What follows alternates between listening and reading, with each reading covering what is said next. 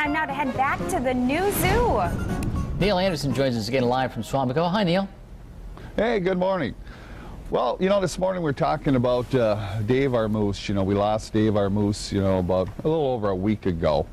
He had a dental procedure that was done, and although he, like I say, survived the procedure itself that day, the next day when I got in, our veterinarian was in, and she said we had a problem with the moose, that he couldn't get up. Now, this is the back area. This is our moose bullpen, what we call this.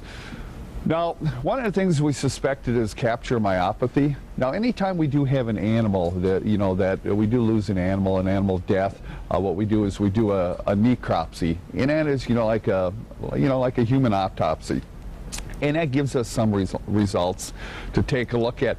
Is there some things we could do better, something to do different, or is there other things that are going on with the animal that we didn't know? Now, what we did with Dave the moose is Dr. Gilbert, she took Dave down to the Wisconsin Veterinary Diagnostic Lab, and what they did is a full necropsy.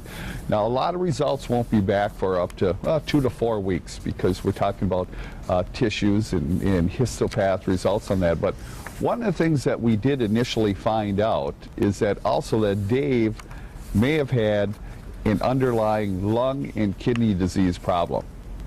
And that may have also contributed to the events that led up to his death as well.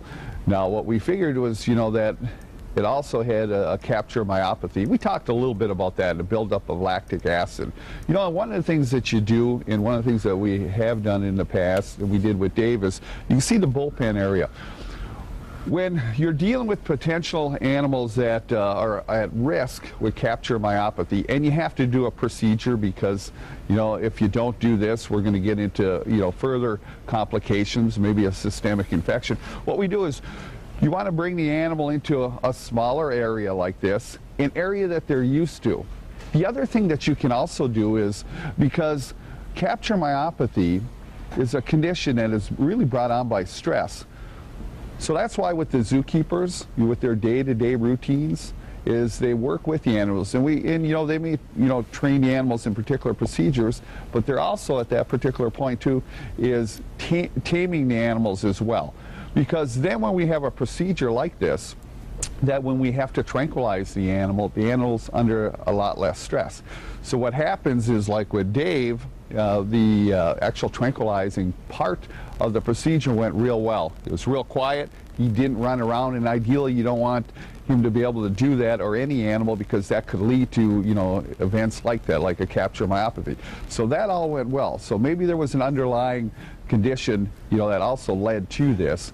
So those are all things that doing up a full necropsy gives you an opportunity to take a look what exactly went on, and if there's any things that need to be changed, or maybe sometimes, and when you get the necropsy results, that's something that you just didn't know that was going on inside the body as well.